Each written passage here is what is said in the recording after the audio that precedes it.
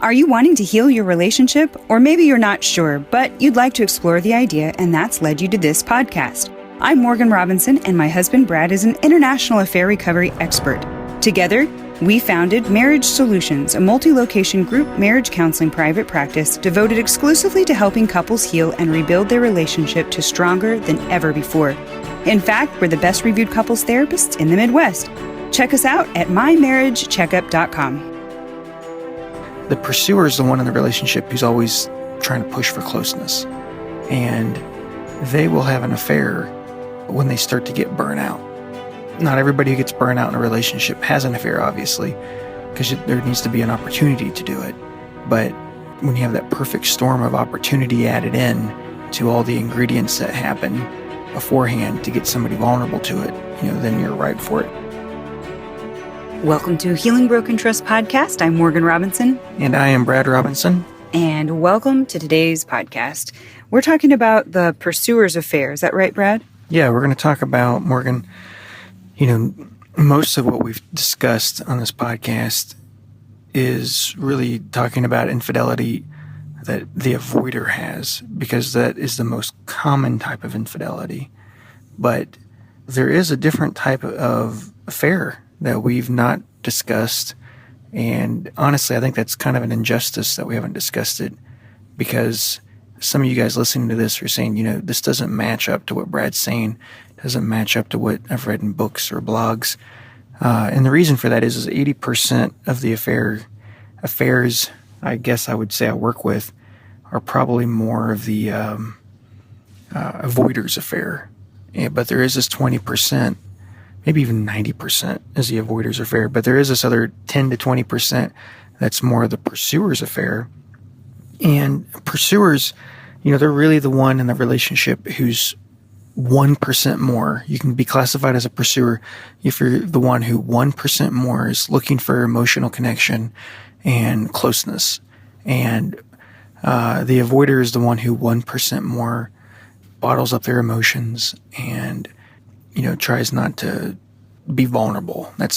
There's more to it than that, but that's kind of a little brief overview of the two. But the pursuer is the one in the relationship who's always trying to push for closeness. And they will have an affair when they start to get burnt out. Not everybody who gets burnt out in a relationship has an affair, obviously, because there needs to be an opportunity to do it. But it's when you have that perfect storm of opportunity added in to all the ingredients that happen beforehand to get somebody vulnerable to it, then you're ripe for it. But a pursuer's affair is, really someone who's kind of given up on the relationship. Pursuing is all about, I want connection, I want closeness, I want to be near and dear to you. They're knocking on the door, and then when they feel like nobody's answering the door, they start to give up on that relationship. And, they start to wonder, do I really matter to you? Am I really that important to you? Can I get my needs met with you? Maybe they love me, but I don't think they're in love with me. They're going to think it's emotionally dangerous to be in this relationship. They've begun this process of grieving the relationship. I'm not going to get my needs met. So they're on that way. They're kind of letting that relationship die. I'm not going to try to invest as much in it anymore. So they start to pull back, and they start to put their walls up. The person who was the pursuer originally. Yeah. And this is them becoming burnt out. It's like, this isn't worth it. I'm not going to invest as much. And when they do that, that's when they're vulnerable to an affair. Because what they want is they really want to know that you're really in love with them and that you're trying and you're putting effort into their marriage. And so they don't really have a lot of hope. And so what they need to know is that you really care for them and that you're really in love with them, that you like them. And so this is kind of the burnt out pursuer's affair. And it's kind of like we talked about the burnout affair or the exit affair. That's kind of what this is. They want to know that you're in love with them. They may just want respect or be treated as an equal. And they're shutting down because they think you're no longer in love with them. And so basically, I just wanted to kind of go over this because it's not something that we've really talked about. And, I apologize because I know it can be an injustice when you're listening to our material, other people's material, and it's like, gosh, this is the category. I don't really fit this category. And that's because, most of the affairs tend to be by avoiders. And the reason that most of them are by avoiders is avoiders, just by their nature, don't really let anybody in emotionally. They don't really let themselves get close. Yeah, they don't really feel comfortable with closeness. And so they're never really vulnerable with their spouse or their partner. And then, let me say this, Morgan, because with a burnout pursuer, what happens is they actually become an avoider, though. Mm-hmm. And so in that sense, they're an avoider who has an affair, but they're a pursuer who gets burnt out, and then they turn into an avoider, because what happens is the original avoider in the relationship realizes, man, there's some distance here. And I realize that you're not really putting much into the relationship anymore. And then they start to try to pick up the relationship slack. And so the avoider originally becomes the pursuer.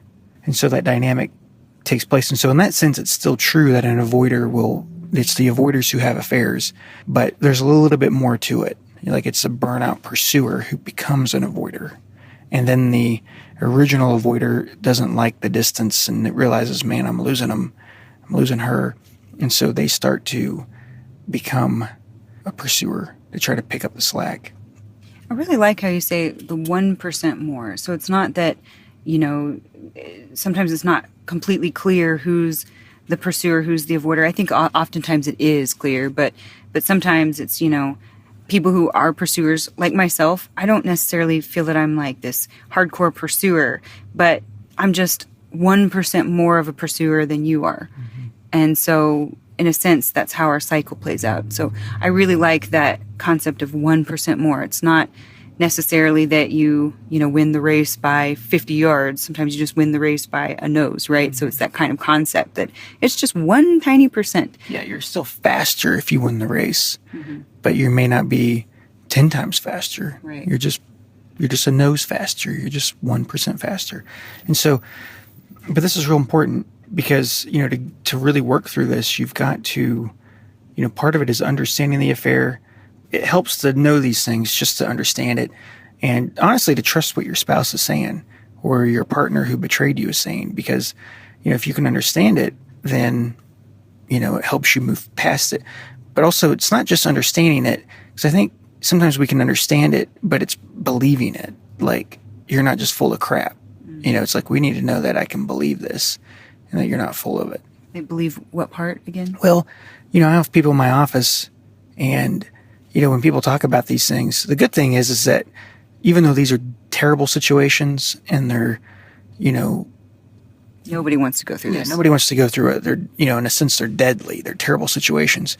The good news is that, there's a lot of similarities from one affair to the next. The names change, the dates change, the relationship's different, but there's all these points of similarities. And so that's the good news, is like, the healing process is really similar from couple to couple. And that makes my job a lot easier, because it's hard work, healing from an affair. But in a sense, it's kind of simple, because you see it through all these different couples, the healing process. I'm saying all that to say, I'm in a unique situation where I get to see all these people who've experienced infidelity and committed infidelity. And what I've so I get to hear all the stories and the explanations. And so I hear, like, a lot of things that make sense to me, but don't necessarily make sense to the person's spouse.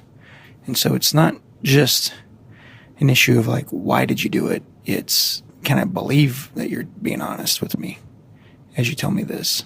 It's like, and, I really honestly believe people, because it's pretty consistent when people give their explanation. If you just took one person and you substituted it in for another person, it kind of applies like across, you ask one person, you basically ask 10 people. If you ask 10 people, you've asked 100 people, and they're all, pretty consistent in what they say.